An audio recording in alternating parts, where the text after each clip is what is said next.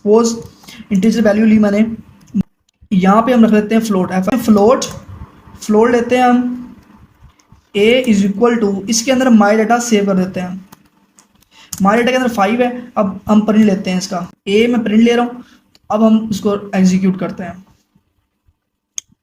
Run करने के बाद अब आंसर 5 आ रहा है, पॉइंट में आ रहा है, क्योंकि हमने इंट से फ्लोट के अंदर कन्वर्जन किया। ये थी हमारे पास वाइडनिंग कास्टिंग। आगे हम नैरोइंग कास्टिंग करेंगे, उसके अंदर देखेंगे किस तरह हम काम करते हैं। डबल से हमने जाना है इंटीजर वैल्यूज़ के अंदर, तो हम इसको इस तरह कन्वर्जन करेंगे कि इससे पैरेंथेसिस के अंदर इनकी वैल्यू लिखेंगे और साथ जो वैल्यू स्टोर करनी है वो यहाँ से इस तरह आ जाएगी। हम एग्जीक्यूट करते हैं। जो फर्स्ट वैल्यू वो तो 5.0, ये वैल्यू इसका रिजल्ट था।